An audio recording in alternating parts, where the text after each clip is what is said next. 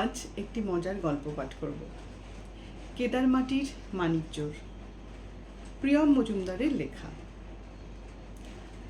গল্পটির প্রথম পাতার যে ছবিটি সেটি অনেকটা এরকম। ছবিটি তুলেছেন ইন্দ্রনীল ঘোষ।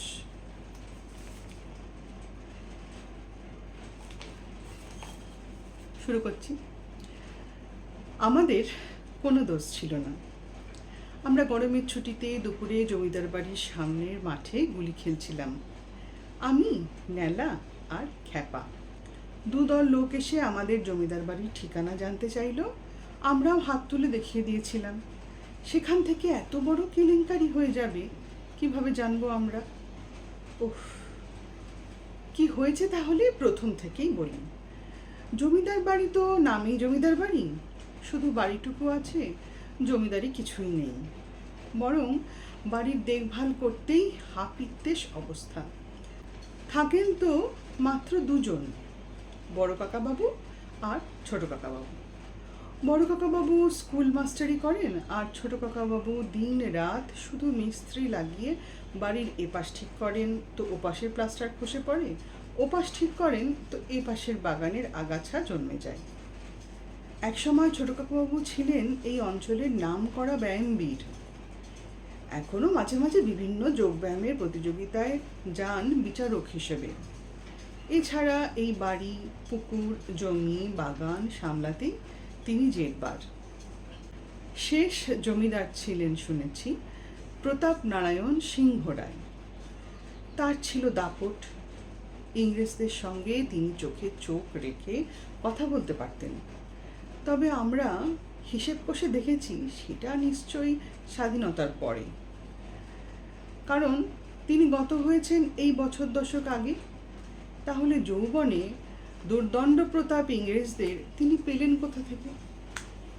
প্রতাপ নারায়ণ সিংহ রায়ের দুই ছেলে, আমাদের বড় কাকাবাবু আর ছোট কাকাবাবু, দুজনে যমজ। আর এই দুজনকে জন্ম দিতে গিয়েই ওদের মা পরলোকগত হন। সেই থেকে এই গল্পটা নারী চরিত্র বর্জিত। একে তো স্ত্রী মারা যাওয়ার শোক, তার ওপরে একজন জায়গায় দুজন একই রকমের দেখতে ছেলে। জমিদারবাবু প্রথম জনের নাম রাখলেন উদয়, উদয় নারায়ণ সিংহ রায়, আমাদের বড় কাকাবাবু। তারপর জমিদারবাবু আর একজনের দিকে তাকিয়ে আবার প্রথম জনের দিকে তাকিয়ে কোন জনের নাম রাখলেন উদয় সেটা গেল গুলিয়ে। তিনি মনে মনে ভাবলেন বোধহয় এর নাম রেখেছেন উদয়। আবার পরক্ষণে মনে হলো না, বোধহয় এর নাম। কিছুক্ষণ এই গণ্ডগোল কাটিয়ে অবশেষে দুজনের নাম ঠিক করলেন উদয় আর বোধহয়। উদয় নারায়ণ সিংহ রায় আমাদের বড় কাকাবাবু, আর বোধহয় নারায়ণ সিংহ রায় আমাদের ছোট কাকাবাবু। আমাদের এই কেদারমাটি গ্রামটির নামই হলো কেদারমাটি। কেন সেটা জানি না। ওই জমিদার বাড়িরই কোনো এক পূর্বপুরুষের নামে এই গ্রাম, কিন্তু তার নামের সঙ্গে মাটি কথাটা কেন এলো সেটাই আমাদের ছোটবেলাকার প্রথম ধাঁধা ছিল। আমরা যে স্কুলে পড়ি সেটাও তার নামে, কেদার নারায়ণ স্মৃতি বিদ্যা মন্দির। আমাদের বড় কাকাবাবু সেই স্কুলেই আমাদের বাংলার মাস্টারমশাই। সবাই তো বলে নিজেরই পূর্বপুরুষের স্কুলে নিজেই সাধারণ মাস্টারি করেন। তবু উদয়দার কোনো ক্ষোভ নেই। আসলে ওরা দুই ভাই কেউই এমন মানুষ নন, আর দুজনেই দুজনকে যেন চোখে হারান, এত ভালোবাসেন। বড় কাকাবাবু স্কুল থেকে বাড়ি ফিরে নিজের পড়াশুনো নিয়েই থাকেন, আর ছোট কাকাবাবু ঘর সম্পত্তি দেখভাল করা নিয়েই ব্যস্ত থাকেন। নিজের পাড়ার ছেলে বলে আমাকে, নেলাকে আর খ্যাপাকে খুব ভালোবাসেন ওরা। আর বড় কাকাবাবু ভালোবাসেন ছড়া লিখতে। গ্রামের দুর্গাপুজোর নাটকের মহড়া শুরু হয়ে যায় এই গরমের ছুটিতেই। আমাদের গ্রামের দুর্গা মন্দিরে খুব ঘটা করে পুজো হয়। এই দুর্গাপুজোর নাটকের মহড়া দেওয়ানের দায়িত্বে বড় কাকাবাবুর ওপরেই পড়ে। তিনি প্রত্যেকবার নাটক তৈরি করেন, সেখানে গল্প কিছু থাকুক বা নাই থাকুক, তার লেখা ছড়া থাকবেই। আমরা সেই নাটক ছোটোখাটো পার্টও পাই। সংলাপ ভুলভাল বললেও ছড়াগুলো মুখস্থ করে ঠিক বলি, তাহলেই পরের বছর পাঠ একদম নিশ্চিত। যেমন ধিমতানা ধিম ধাপ্পা, খেয়াল ঠুমরি টপ্পা, তবলা বায়া বেহালা, বিস্কুট চা পেয়ালা। আবার আর একটা ছড়া হলো খাচ্ছি সিরাপ যাচ্ছি গুড়া, করছি ঝগড়া যাচ্ছি মগরা, এবার যাচ্ছি বল কোথা, কলকাতা কলকাতা। গরমের ছুটিতে সন্ধ্যের পড়ার কোনো চিন্তা থাকে না। আমরা নাটকের মহড়া দিই, বাড়িতেও কিছু বলতে পারে না, কারণ স্কুলের যে মাস্টারমশাই তিনি নিজেই তো আছেন। এই বছর এখনো স্ক্রিপ্ট তৈরি হয়নি, আমরা খুব চিন্তায় আছি। খ্যাপা বলছিল স্ক্রিপ্ট ছাড়াই আমরা মহড়া শুরু করে দিই। গরমের সন্ধে ঘরে বসে থাকলে চলবে না, অন্তত দুর্গা মন্দিরে গিয়ে স্টেজের ওপর হাঁটাচলা তো প্র্যাকটিস করি। নাটক পরে হবে। বড় কাকাবাবু আমাদের বলেছেন কিছুদিন অপেক্ষা করতে, তার নাকি কোন একটা ছড়া উৎসবে বক্তৃতা দেওয়ার আছে, সেই নিয়ে মহা ব্যস্ত তিনি। সেটা মিটে গেলেই আমাদের নাটক নিয়ে ভাববেন। ছোট কাকাবাবু আমাদের দেখলেই বকেন, গ্রামের ছেলেরা আজকাল আর কেউ ব্যায়াম করে না বলে। আমরা তাই গরমের ছুটিতে ওকে দেখলেই পালাই। না হলেই আমাদের ধরে নিয়ে বসবেন ওদের বাগানের সামনে জমিতে আর পিটি করাবেন।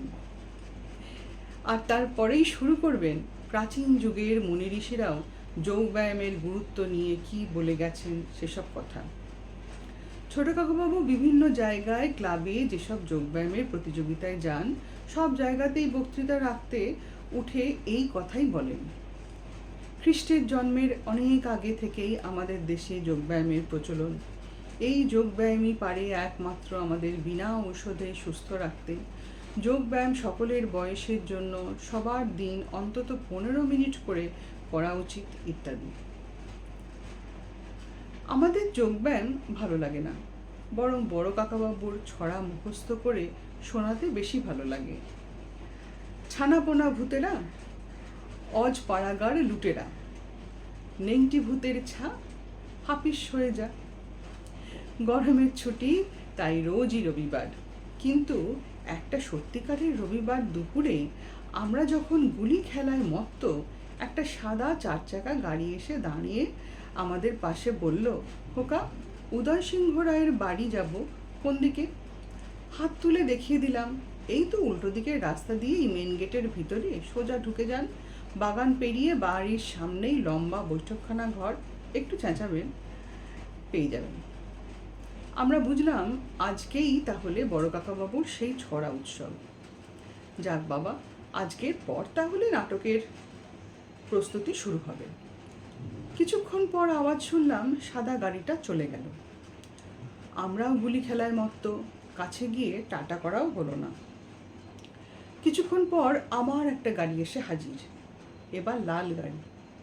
ভাই, বুধুদার বাড়ি কোন দিকে? আমাদের খেলার একদান শেষ হয়ে গেছে। নেলা এগিয়ে গিয়ে জিজ্ঞেস করলো, কোথা থেকে আসছেন আপনারা?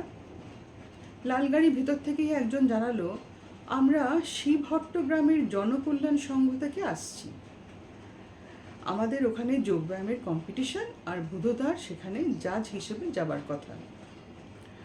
আমরা মুখ টিপে হাসলাম, তার মানে আজ আবার সেই একই বক্তৃতা দেবে ছোট কাকাবাবু।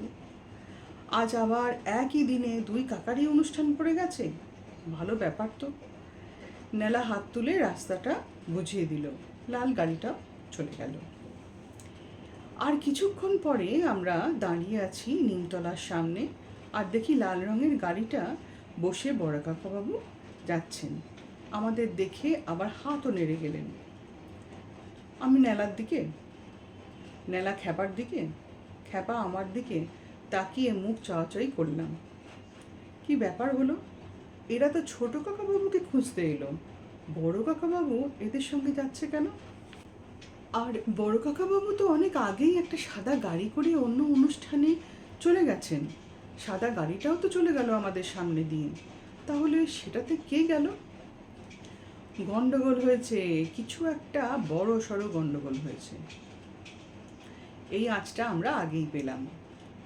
উদয় আর বোধহয় দুই জমিদার পুত্র তো যমজ। আমরা অনেক দিন ধরে দেখছি, তাই আলাদা করে চিনতে অসুবিধা হয় না। কিন্তু বাইরের লোকের কি অত বুঝতে পারা সম্ভব? আর ছোট কাকাবাবু প্রতিদিন হাফ প্যান্ট আর গেঞ্জি পরে থাকেন। আজই হয়তো অনুষ্ঠানের জন্য ভালো পোশাক পরেছিলেন।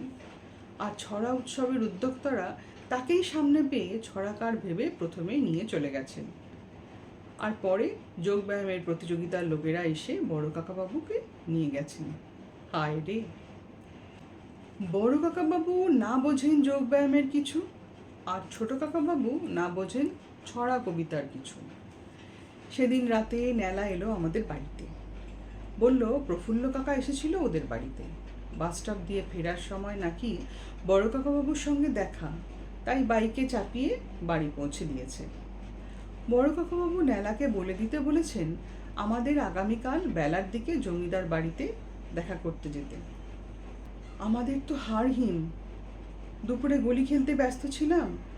অন্য গ্রামের লোকেদের জমিদার বাড়ির ভেতরে নিয়ে গিয়ে পরিচয় করিয়ে দিইনি।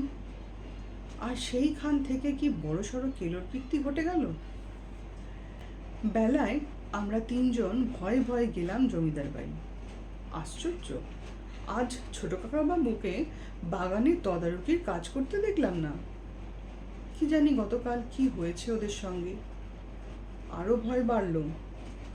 বৈঠকখানা পেরিয়ে বড় কাকাবাবুর ঘরের দরজা থেকে উঁকি দিয়ে দেখি এক মনে বড় কাকাবাবু কিছু লিখছেন খাতায়। আমরা ইতস্তত করছি, এমন সময় পেছন থেকে এই তো তোরা এসে গেছিস বলে ছোট কাকাবাবু হাজির। আমি একদিকে নেলা আর আরেকদিকে খ্যাপার হাত শক্ত করে দাঁড়িয়ে আছি। ছোট কাকাবাবু চেঁচিয়ে ডাকলেন, উদো, ওরা এসে গেছে, দেখ কি বলবি। ওরা যমজ বলেই দুজনে দুজনকে ডাকনাম ধরেই ডাকে। বড় কাকাবাবু আমাদের দিকে তাকিয়ে হেসে বললেন, ভেতরে আয় বুদো, ওদের একটু সন্দেশ দে, যেগুলো কাল উপহার পেয়েছি। সন্দেশ? আমরা তো অবাক। বকুনি খাবো ভেবে এলাম, আর সন্দেশ পাবো? আমরা হাঁ হয়ে গেছি। দেখে বড় কাকাবাবু বললেন, ওরে আর বলিস না, কালকে যা হলো, শুনলে হাসতে হাসতে তোদের পেট ফেটে যাবে। আমার মতো পেট রোগা লোক কিনা যোগব্যায়ামের বিচারক হয়ে নম্বর দিলাম। উফ, কি যে হাসি পাচ্ছিল স্টেজে বসে। আমাদের দুই ভাইকে তো চিনতেই পারেনি কেউ। আর আমি কিনা ছড়া উৎসবে। ভেবে দেখ, যে কিনা দু লাইন ছড়া জানে না সে উঠেছে বক্তৃতা রাখতে। বললেন ছোট কাকাবাবু, হাতে থালা ভর্তি সন্দেশ। আরে ওরা তো বলেইনি ওরা কোত্থেকে আসছে। আমিও অত ভাবিনি। গাড়ি করে নিতে এসেছে, আমায় দেখে হাত জোর করে খুব প্রণাম করলো। আমিও গাড়িতে উঠে চলে গিয়েছি। ঢোকার সময় দেখি এই যে ছড়া উৎসব। বড় কাকাবাবু বললেন, আমি তো জনকল্যাণ সঙ্গে বসে ভাবছি, জাজমেন্ট তো না হয় করে দেবো। অন্য জাজদের দেখে অন্যরা যা নম্বর দেবে তার থেকে গড়ে 5 নম্বর করে বেশি দিয়ে দিলাম। কিন্তু বুধো ওদিকে কি বক্তৃতা রাখছে কে জানি। আমরা তিনজন টপাটপ 3টে সন্দেশ মুখে পুরে জিজ্ঞেস করলাম, সত্যি তো? আপনি কি করলেন ছোট কাকাবাবু? ছড়া বললেন, বক্তৃতা রাখলেন? আরে আর বলিসনি, আমার তো টেনশনে গলা শুকিয়ে কাঠ। মাইকে কথা শুরু হওয়ার আগেই জল খেতে গেলাম। বিষম খেয়ে কাশি শুরু হলো। আমি ভাবলাম এইটাই ফন্দি।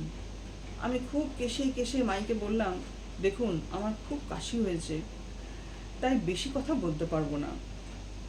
ছোট্ট করে বলি, ছড়া লিখতে গেলে শরীর সুস্থ রাখা উচিত, নয়তো মাথায় ছড়া এলেও অসুস্থ শরীরে তা আর লেখা হয়ে ওঠে না।